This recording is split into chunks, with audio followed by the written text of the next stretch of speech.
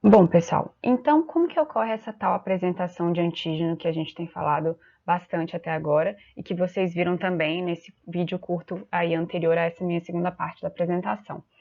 Bom, então essa apresentação de antígenos, ela é feita por células apresentadoras, né? Então, células apresentadoras são células dendríticas, macrófagos e linfócitos B, mas as células apresentadoras profissionais são as células dendríticas. Então, as células dendríticas, elas são as principais responsáveis por fazer essa apresentação de antígenos e ativar os linfócitos T lá nos linfonodos. Então, como que ocorre isso? Primeiramente, lembrando lá da nossa aula de imunidade inata, essas células dendríticas estão no sítio de infecção e elas reconhecem os antígenos de forma inespecífica, por meio dos receptores de reconhecimento de padrões que existem em sua membrana e no seu citoplasma também, e pelas citocinas, né, pró-inflamatórias que são produzidas na resposta imuninata. Então, lá no sítio de infecção, você tem a produção daquelas citocinas pró-inflamatórias que a gente mencionou na aula passada, promovendo ali um ambiente pró-inflamatório. Então, essas células dendríticas, né, que estão aqui, tem uma micrografia de varredura aqui, qual é a morfologia delas, quando elas estão nos tecidos periféricos, então elas se espalham, elas têm essas protusões, né, justamente para identificar antígenos que estejam espalhados ali naquela região. E quando elas reconhecem um antígeno e são ativadas por esse ambiente pró-inflamatório, elas então vão migrar para o linfonodo. E essa é a morfologia que elas apresentam quando elas estão na circulação linfática. Então vejam que elas, né, porque elas estão agora circulando, elas não estão mais aderidas ao tecido, elas então assumem essa forma mais esférica.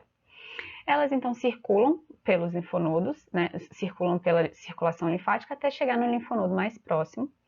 E lá no tecido do linfonodo, elas vão então voltar a assumir uma morfologia mais de aderência, né? E lá elas vão então procurar uma célula T que está identificada aqui nessa imagem também. Então, como vocês viram no vídeo anterior, essas células dendríticas elas ficam andando pelo estroma do linfonodo até encontrar uma célula T que seja específica a ela. E então, por meio do encontro dessas duas células, a gente vai ter a apresentação de antígenos e a ativação das células T. Bom, então como ocorre essa ativação, né? Então a ativação dos linfócitos T nos linfonodos vai depender da presença de duas moléculas, tanto da molécula de MHC, que é o complexo principal de histocompatibilidade, que são moléculas que vão estar na membrana das células apresentadoras, bem como dos receptores de célula T, que são moléculas também de superfície, né, que vão estar na membrana das células T. Então, essa molécula de MHC, ela vai carregar um peptídeo, ou seja, um pedacinho da proteína do microorganismo, e ela vai apresentar para os receptores de todas as células T que estiverem ali ao redor. Apenas a célula T que tiver um receptor que encontra, que encaixa perfeitamente, ou seja, que é específico para esse antígeno, apenas essa célula T poderá ser ativada, então, por essa célula apresentadora. Bom, e esse MHC, na realidade, são diversas proteínas, a gente vai ver mais à frente, e eles são divididos em duas classes principais, MHC de classe 1 e MHC de classe 2.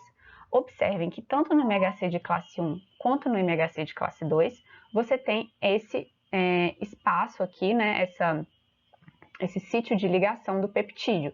Então, o peptídeo, que é aquele pedacinho de uma proteína de algum patógeno que entrou no organismo, vai estar aqui nessa região do MHC de classe 1 ou do MHC de classe 2, justamente para ser apresentadas para as células T. E para que a gente tem duas classes, né? A gente vai ver mais à frente qual a importância de ter duas classes. Observem que essa região aqui delas, né, onde há um sítio de ligação do peptídeo é semelhante, mas essa região aqui de baixo da proteína, ela é mais diferente uma da outra, e é isso daqui que vai ser importante para as funções diferentes dessas duas classes de MHC. Bom, então o complexo principal de histocompatibilidade em humanos, chamado de HLA, ele é poligênico, ou seja, a estrutura gênica do MHC, ele possui diversos genes, tanto aqui a gente vê na classe 2 quanto na classe 1, Então, isso significa que dentro de um organismo, a gente vai ter várias proteínas diferentes de classe 1 e de classe 2. Então, isso possibilita com que dentro de um indivíduo só, você tenha uma capacidade de apresentação de antígenos diferentes por meio desses diferentes genes do MHC. Além disso, esses genes eles são polimórficos, ou seja, eles apresentam uma grande quantidade de variação dentre os alelos que ele apresenta. Então, por exemplo, aqui a gente nessa tabela tem o número de alelos que são encontrados na população de cada um desses genes.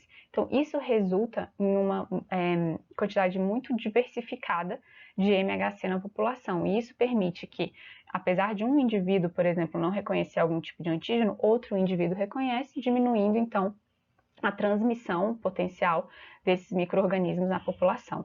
Dessa forma, então, é importante a gente saber que o complexo principal de histocompatibilidade ele é poligênico e polimórfico, e isso permite, então, uma ampla variabilidade de apresentação de antígenos no indivíduo e na população como um todo. Bom, então, afinal de contas, que células produzem, né, que células expressam o MHC? Então, o MHC de classe 1, ele é apresentado virtualmente por todas as células, e o MHC de classe 2, ele é expresso principalmente pelas células apresentadoras, né? Como eu mencionei antes, que são as células dendríticas, macrófagos, linfócitos B. E eles são e a expressão do MHC é induzida por citocinas, né? Então, no caso, interferon gama para o MHC de classe 1 e classe 2, e interferon alfa e beta para o MHC de classe 1. Então, vejam que, lembra que eu falei anteriormente que existe uma diferença na função do MHC de classe 1 e do MHC de classe 2? Então, a gente já começa a observar aqui que essa função vai estar relacionada com as células onde eles são expressos. Então, o MHC de classe 1, virtualmente em todas as células, e MHC de classe 2 nas células apresentadoras. Qual será a importância disso? Vamos ver mais à frente? Bom, então aqui nessa tabela a gente começa a perceber quais são as diferenças e para que a gente tem duas classes diferentes de MHC.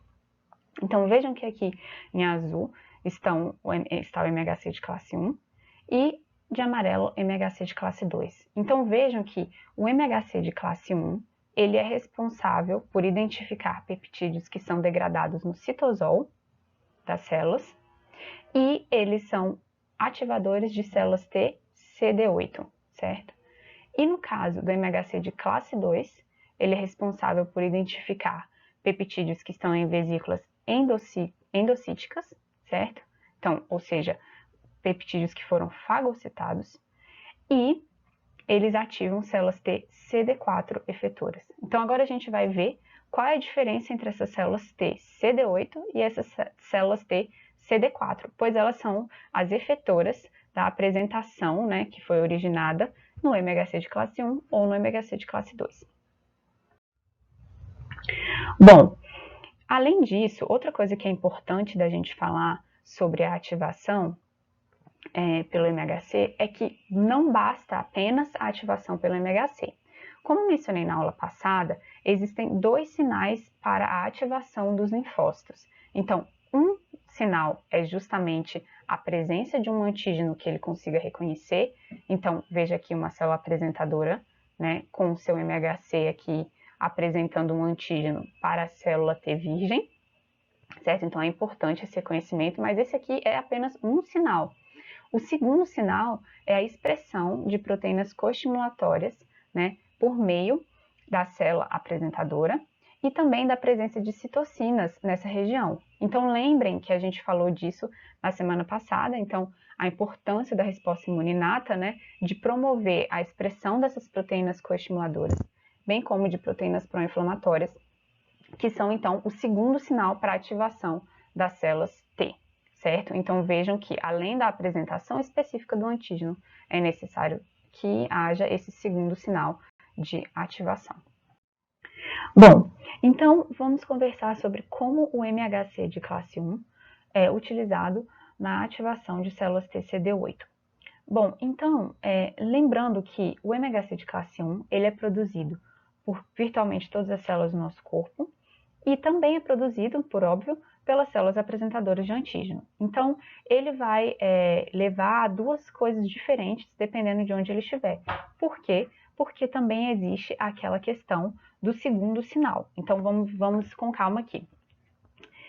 O MHC de classe 1, ele é uma molécula que fica no retículo endoplasmático. Então, no retículo endoplasmático, ele encontra peptídeos, né, que são processados por meio do proteassoma, ou seja, são peptídeos citosólicos. Então, por exemplo, você tem um vírus, né, que é intracelular, e ele produz suas proteínas aqui no citosol da célula, e essas proteínas são degradadas pelo proteassoma, entram no retículo endoplasmático e são reconhecidas por um MHC de classe 1, por exemplo. Então, esse MHC de classe 1, ele vai continuar na via do retículo endoplasmático Golgi até ir para a membrana celular.